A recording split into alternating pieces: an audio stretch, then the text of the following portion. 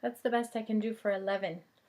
So this is chapter 11 of Pippi Longstocking by Astrid Lindgren. This is our final chapter in this book. Chapter 11, Pippi celebrates her birthday. And there's a picture.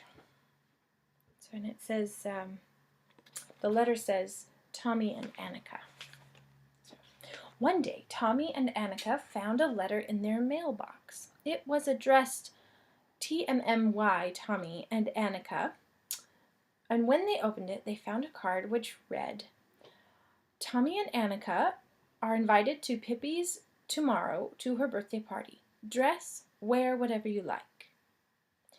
Tommy and Annika were so happy they began to skip and dance. They understood perfectly well what was printed on the card, although the spelling was a little unusual. Pippi had had a great deal of trouble writing it. To be sure, she had not recognized the letter I in school the day she was there, but all the same she could write a little. When she was sailing on the ocean, one of the sailors on her father's ship used to take her up on deck in the evening now and then and try to teach her to write. Unfortunately, Pippi was not a very patient pupil. All of a sudden she would say, No, Friedolf! That was his name. No, Friedolf! Bother all this learning! I can't study any more now, because I must climb the mast to see what kind of weather we're going to have tomorrow. So it was no wonder that the writing didn't go so well now. One whole night she sat struggling with that invitation, and at dawn, just as the stars were paling in the sky over Villa Villacula, she tiptoed over to Tommy's and Annika's house and dropped the letter into their mailbox. As soon as Tommy and Annika came home from school, they began to get all dressed up for the party. Annika asked her mother to curl her hair, and her mother did, and tied it with a big pink satin bow. Tommy combed his hair with water so that it would lie all nice and smooth. He certainly didn't want any curls. Why not? Then Annika wanted to put on her very best dress, but her mother thought she'd better not, for she was seldom neat and clean when she came home from Pippi's, so Annika had to be satisfied with her next best dress. Tommy didn't care what suit he wore so long as he looked nice. Of course they had bought a present for Pippi. They had taken the money out of their own piggy banks, and on the way home from school had run into the toy shop on Main Street and bought a very beautiful, well, what they had bought was a secret for the time being.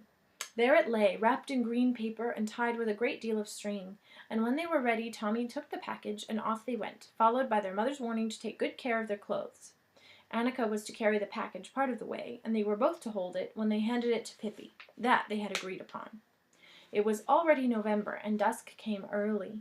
When Tommy and Annika went in through the gate of Villa Villacula, they held each other's hands tightly, because it was quite dark in Pippi's garden, and the wind sighed mournfully through the bare old trees. Seems like fall, said Tommy. It was so much pleasanter to see the lighted windows in Villa Villacula and to know they were going to a birthday party. Ordinarily, Tommy and Annika rushed in through the kitchen door, but this time they went to the front door. The horse was not on the porch. Tommy gave a lively knock on the door. From inside came a low voice. Who comes in the dark night on the road to my house? Is it a ghost or just a poor little mouse?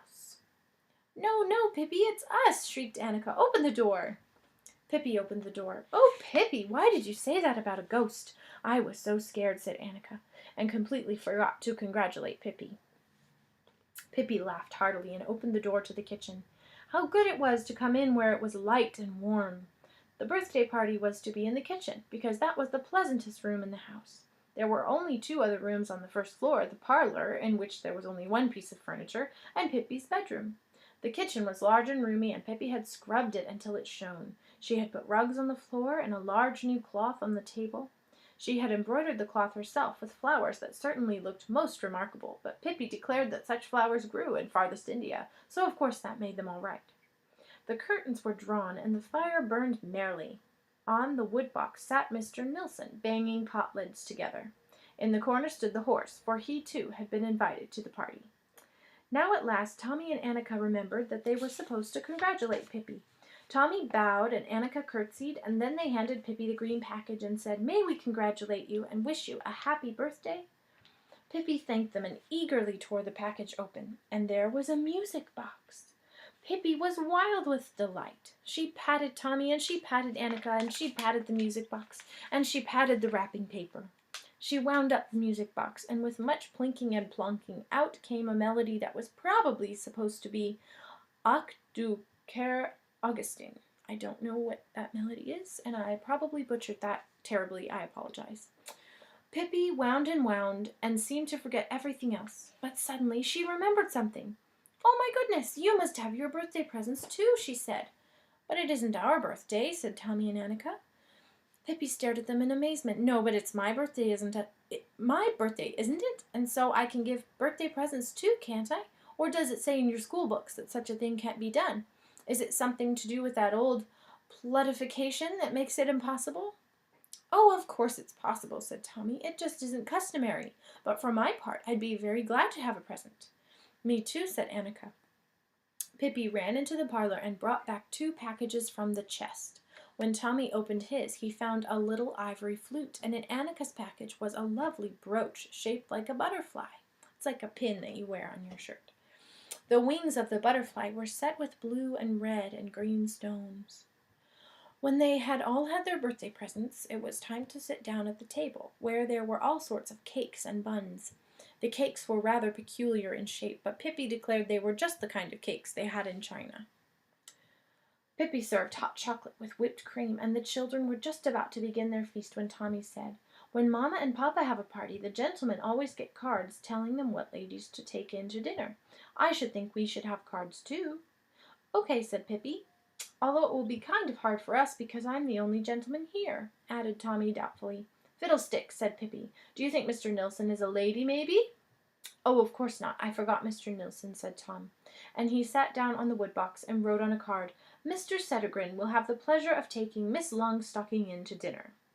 "Mr. Settergren, that's me," said he with satisfaction, and showed Pippi the card. Then he wrote on the next card, "Mr. Nilsson will have the pleasure of taking Miss Settergren in to dinner." "Okay, but the horse must have a card too," said Pippi decidedly, "even if he can't sit at the table." So Tommy, at Pippi's dictation, wrote, "The horse will have the pleasure of remaining in the corner, where he will be served cakes and sugar."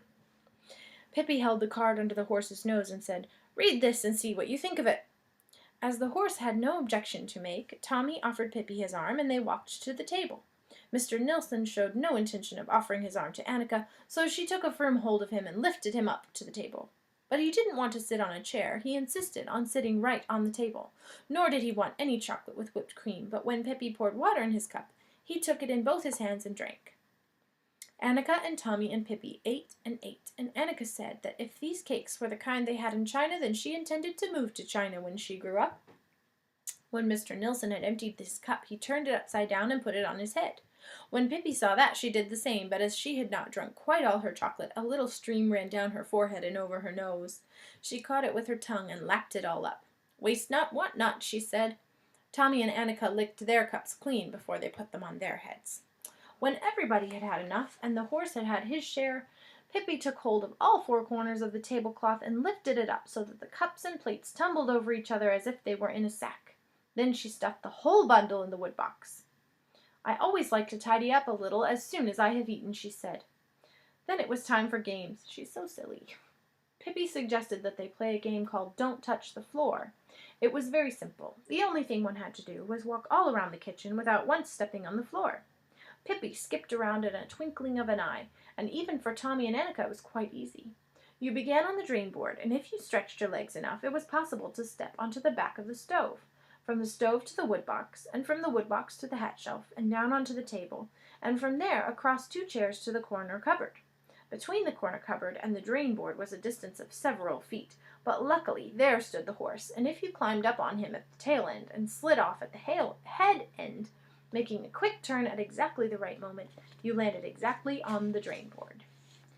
When they had played this game for a while, and Annika's dress was no longer her next best dress, but her next best one, and Tommy had become as black as a chimney sweep, they decided to think up something else. "Suppose we go up in the attic and visit the ghosts," suggested Pippi. Annika gasped. Are there really ghosts in the attic?" she asked. "Are there ghosts? Millions," said Pippi. "It's just swarming with all kinds of ghosts and spirits. You trip over them whenever you walk. Shall we go up?" "Oh, Pippi," said Annika, and looked reproachfully at her. "Mamma says there aren't such things as ghosts and goblins," said Tommy boldly. "And well she might," said Pippi, "because there aren't any anywhere else. All the ghosts in the world live in my attic, and it doesn't pay to try to make them move." But they aren't dangerous. They just pinch you in the arms so you get black and blue, and they howl, and they play ninepins with their heads. Do they really play ninepins with their heads? Sure, that's just what they do, said Pippi. Come on, let's go up and talk with them. I'm good at playing ninepins.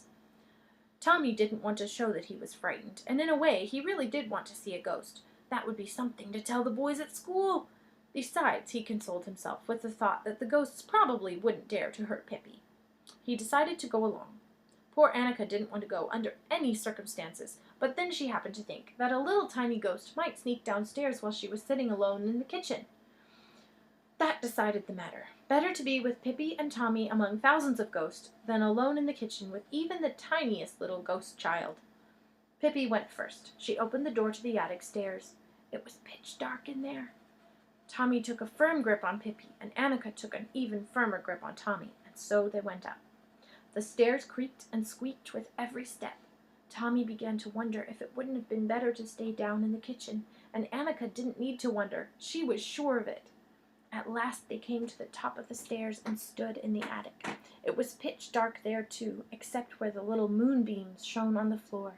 There were sighs and mysterious noises in every corner when the wind blew in through the cracks. "Hi, all you ghosts!" shrieked Pippi.